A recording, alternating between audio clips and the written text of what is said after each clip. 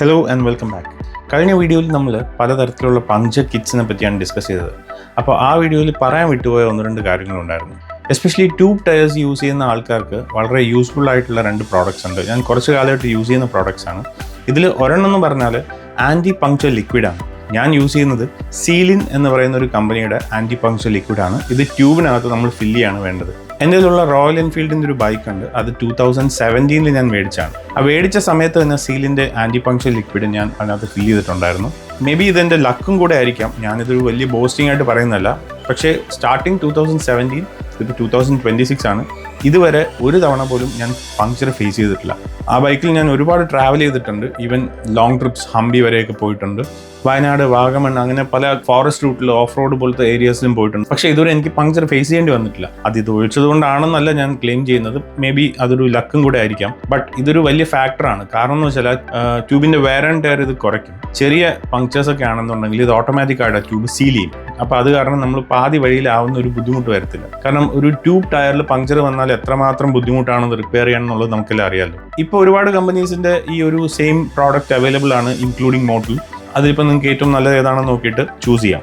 പക്ഷെ ഒരു പരിധിക്ക് മേളിലുള്ള പങ്ക്ചർ അത് ഓട്ടോ റിപ്പയർ ആവത്തില്ല. പക്ഷെ ചെറിയ പങ്ക്ചേഴ്സ് ഒക്കെ ആണെങ്കിൽ ഇത് ഓട്ടോ സീൽ ചെയ്തിട്ട് നമുക്ക് ആ ഒരു ബുദ്ധിമുട്ട് ഫീൽ ചെയ്യാണ്ട് കൊണ്ടുപോകാനായിട്ട് one of the best products ആണ്. പിന്നെ ഏറ്റവും യൂസ്ഫുൾ ആയിട്ട് എനിക്ക് തോന്നിയ വേറൊരു പ്രോഡക്റ്റ് ഉണ്ട്. കുറച്ച് കാലം മുന്നേ ഇറങ്ങിയതാണ്. എവിടെയെങ്കിലും വെച്ച് നമ്മളൊരു പങ്ക്ചർ ഫേസ് ചെയ്യുകയാണെന്നുണ്ടെങ്കിൽ നമുക്കത് റിപ്പയർ ചെയ്യാൻ വേണ്ടിയിട്ട് ഇളക്കാനായിട്ടുള്ള ടൂൾസ് ഇല്ല, അല്ലെങ്കിൽ അങ്ങനെ ഒരു സിറ്റുവേഷൻ അല്ല എന്നുണ്ടെങ്കിൽ യൂസ് ചെയ്യാൻ പറ്റുന്ന ഒരു വൺ ടൈം യൂസ് പ്രോഡക്റ്റ് ആണ്. ഇതാണ് ആ ഒരു പ്രോഡക്റ്റ്. മോട്ടൂളിന്റെ ടയർ റിപ്പയർ എന്ന് പറയുന്ന ഒരു പ്രോഡക്റ്റ് ആണ്. ഇത് കുറച്ച് കോസ്റ്റ്ലി ആണ്. അറൌണ്ട് 550 റുപ്പീസിന് മേളിൽ ഇത് പ്രൈസ് വരുന്നുണ്ട്.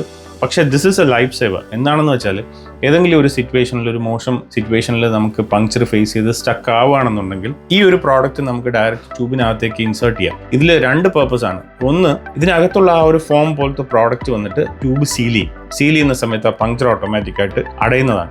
ഇതിലെ രണ്ടാമത്തെ ഏറ്റവും വലിയ അഡ്വാൻറ്റേജ് എന്താണെന്ന് വെച്ചാൽ നമുക്ക് സെപ്പറേറ്റ് ആയിട്ട് എയർ പമ്പ് യൂസ് ചെയ്യേണ്ട ആവശ്യമില്ല.